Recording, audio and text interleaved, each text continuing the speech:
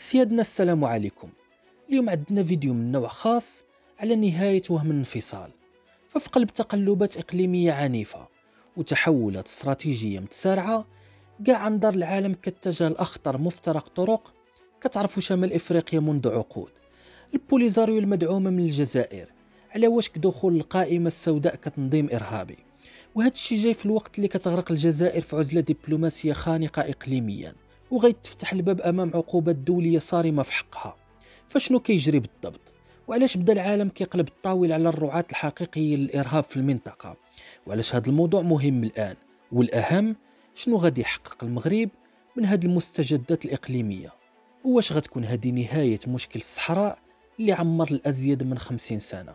غنجاوبوا على كل هذه الأسئلة، وغنقدموا تفاصيل اللي ممكن غتسمعهم لأول مرة. لهذا الشيء خليكم متبعين معنا مزيان. معكم خوكم محمد سليم، وكيف ديما لو عجبكم الفيديو ما تبخلوش علينا بدعمكم. وبلا ما نطول عليكم يلا نبداو. اليوم مرحبا بكم في قلب أخطر سيناريو كتعيشو المنطقة، وردوا البال مزيان حيت كل هاد الأحداث اللي كتوقع كترسم معالم أهم منعطف تاريخي كيهمنا حنا وبلادنا كمغاربة. في 6 أبريل الجاري، وفي خطوة انتحارية، استهدفت عناصر البوليزاريو دورية تابعة لبعثة المينورسو في منطقة تفاريتي العازلة. هذا العمل العدائي هو فعل غير مسبوق ضد هيئة أممية اللي جاء مباشرة من بعد تسريب تقرير داعم للموقف المغربي، الأمر اللي تم اعتباره كانتقام.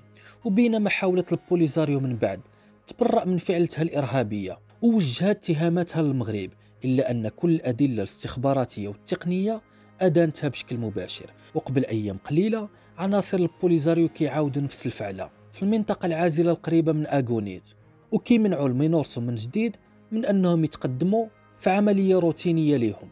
هاد الخطوات فتحوا النار على الجبهة الإرهابية ودقوا ناقوس الخطر داخل أروقة مجلس الأمن، في الوقت اللي فيه أمريكا كتحرك بدورها فعليا للدفع نحو تصنيف رسمي للبوليزاريو كتنظيم إرهابي، بعد جولة ماراثونية جمعت بوريطة مع مجموعة من كبار المسؤولين السياسيين والدبلوماسيين الأمريكيين المختصين في قضايا الإرهاب. دابا واش القضية غادي توقف حد هنا؟ بطبيعة الحال لا، وهذه فقط البداية، لأن اللي جاي أخطر وأخطر. فلما غيتم تصنيف البوليزاريو كتنظيم إرهابي، تلقائيا غادي يتم اتهام الجزائر بتمويل ودعم الإرهاب، لأنه بكل بساطة الجزائر هي اللي كتسلح البوليزاريو وهي اللي محتضناها، وبمنطق الأشياء فالجزائر غادي تولي رسميا على قوائم الدول الراعية للإرهاب. وهنا واش هاد الكارثة اللي غطي على الكبرانات غادي توقف هنا؟ بطبيعة الحال لا، وهذا الشيء غير التسخينات. وتبعوا معايا مزيان حيت دابا غادي ندخلوا للمعقول. طول السنوات اللي فاتت المغرب قدر يوفر جميع الأدلة المادية والموثقة على إرهابية البوليزاريو، وكذلك على ضلوع الجزائر في دعم الإرهاب. وإلا بقيتوا عاقلين، وزير الخارجية ناصر بوريطة كان اتهم الجزائر بشكل مباشر بالتواطؤ مع إيران لتدريب ميليشيات البوليزاريو وكذلك لتسليحها. وبالرغم من أنه سواء الجزائر ولا إيران كانوا ناكرين لهذا الأمر، لكن بتعاقب الأيام الأحداث كانت كتثبت هذا الشيء، حتى جاء الوقت فين أشهر صحيفة أمريكية واشنطن بوست غادي تكشف في تقرير إقصائي بأن إيران فعلا دربت عناصر من البوليزاريو في سوريا، وأكدت فيه أيضا ارتباط الجبهة الإرهابية بشبكة تهريب الأسلحة والمخططات الإيرانية في شمال وغرب إفريقيا.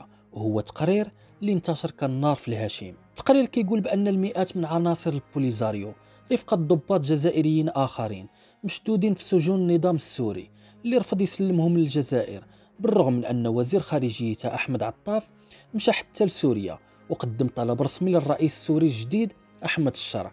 هذا الأخير اللي قمع وزير خارجية تبون، بل تم تسريب هذا الخبر من الأوساط السورية لوسائل الإعلام المحلية والفرنسية اللي دارت هي الأخرى في الجزائر ما دار الجزار نهار العيد، لأنها أكدت للمنتظم الدولي بأن طلب الجزائر عنده معنى واحد، وهي أنها كانت واضعة يدها في يد النظام السابق السوري والمجرم بشار الأسد والمسؤولة الأولى على إرهاب البوليزاريو اللي شارك في إبادة الشعب السوري. وإلى جانب المقال الصحفي في واشنطن بوست، مركز هوتس للأبحاث والدراسات الأمريكي خرج كذلك بتقرير رائع ودقيق تكلم فيه على الدعم العسكري والتقني وتسلم صواريخ ودرونات من إيران عن طريق حزب الله، وكذلك على تدريب هذه العناصر من البوليزاريو. وهو تقرير اللي العديد من زعماء وسياسي ووزراء حاليين وسابقين عبر العالم تفاعلوا معه بشكل كبير، وضموا صوتهم للتقرير اللي كيطالب بضرورة تصنيف هذه المرتزقة كتنظيم إرهابي وافتتاح قنصلية أمريكية في الصحراء. وأيضا طالب معظم دول العالم بالاعتراف بمغربية هذه الأرض.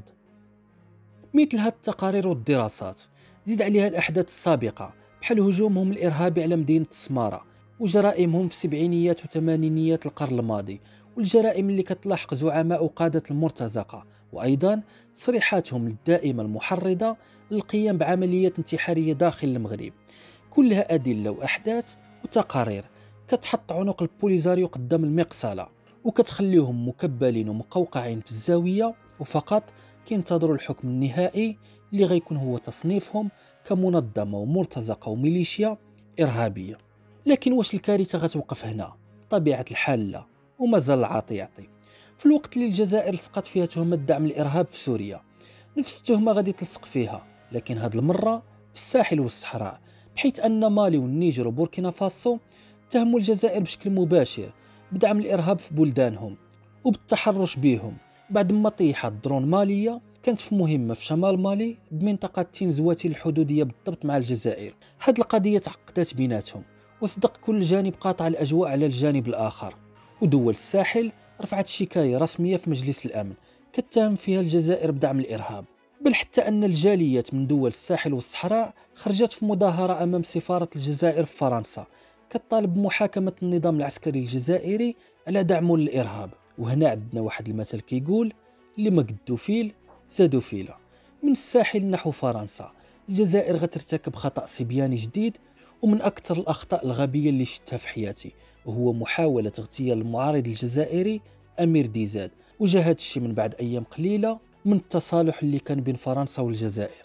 في هذه الواقعة تم اعتقال موظفين قنصليين أي دبلوماسيين جزائريين عاملين في فرنسا تهمة محاولة الاختطاف والقتل ديال هذا المعارض الجزائري. والطامة الكبرى أن واحد منهم اعترف أنه من المخابرات الجزائرية واعترف بأنه شارك في هذه الجريمة. أما بالنسبة للمهندس الأول لها أي الرجل اللي قدم الأمر باش يخطفوا ديزاد ويقتلوه، المعترف أكد بأنه من أعلى هرم الدولة الجزائرية، وبالضبط رئيس الجزائر عبد المجيد تبون. بمعنى أن العديد من الأحداث ما كتخليش البوليزاريو فقط منظمة إرهابية، بل غتخلي حتى الجزائر اللي محتضنة البوليزاريو في تندوف وكتسلحها وكتمولها وكتعتبرها قضية وجودية حتى هي تكون دولة داعمة للإرهاب، بل دولة إرهابية، والدلائل كاملة كتأكد هذا الشيء. ودابا هنا عاد غادي نوصلوا للسؤال المهم في هذه الحلقة، وهو المغرب شمن ربع عنده في هذا الشيء. أولا خصنا نعرفوا أن جميع هذه الأنشطة الإرهابية اللي تورطت فيها الجزائر سواء في سوريا أو في دول الساحل والصحراء السبب فيها هو محاولة الجزائر الضغط على جميع هذه الدول باش تحافظ على المساندة ديالها لتنظيم البوليزاريو الإرهابي. يعني أن الجزائر بسبب الصحراء المغربية وحلم الوصول للمحيط الأطلسي قررت أنها تولي دولة إرهابية. وهنا كنتفكر واحد المقولة اللي قالها واحد الشيخ جزائري بأن الصحراء غادي تكون سبب هلاك الجزائر. الكبرانات راهنوا بزاف على إطالة عمر نزاع الصحراء المغربية وعلى زعزعة استقرار المغرب، وفي المقابل كانت المملكة كتبني بهدوء تحالفات استراتيجية مع قوة عظمى، واليوم المغرب كيحصد النتائج. الولايات المتحدة أكدت مجددا اعترافها بمغربية الصحراء، ودول الساحل نفضت يدها من الجزائر والتفتت حول رؤية الرباط والمشروع الملكي لربط دول الساحل بالمحيط الأطلسي. كذلك فرنسا وإسبانيا اقتنعوا بأن مصلحتهم الاقتصادية هي مع المغرب ومستقبلهم داخل إفريقيا غيكون في علاقاتهم مع المملكة. بل حتى المجتمع الدولي اقتنع بأن البوليزاريو هي مجرد ميليشيا إرهابية بأجندة إيرانية جزائرية. أما من ناحية العالم الآخر في الجزائر فهي كتعيش أكبر عزلة دبلوماسية في تاريخها بعد ما حرقت جميع أوراقها في لعبة تصعيد العداء المجاني لكل الدول اللي معترفة بالصحراء. اليوم من المتوقع أن تصنيف رسمي وشيك غيكون البوليزاريو كتنظيم إرهابي، والبداية غتكون من الكونغرس الأمريكي خصوصا مع تحرك العديد من النواب الأمريكيين وعلى رأسهم الجمهوري جو ويلسون. هذا الأمر غيحرك كذلك فرض عقوبات دولية على الجزائر، بل حتى ممكن يتم تعليق التعاون الأمني والدبلوماسي معها كدولة، وبالتالي غيتم وضع نقطة نهاية للنزاع المفتعل حول الصحراء المغربية، وغادي تكون معه نهاية الدولة الجزائرية العسكرية. هنا وصلنا لنهاية هذا الفيديو. لو عندكم أي إضافة أو تعقيب فخليوه لينا في التعليقات، وانتم عارفين أنني كنقرأ كل شيء. ولو عجبكم المحتوى والمجهود اللي كنبذلوه فما تبخلوش علينا بدعمكم، شاركوا في القناة، ديروا لايك وبارتاج. وفي الأخير لا غالب إلا الله، والسلام عليكم.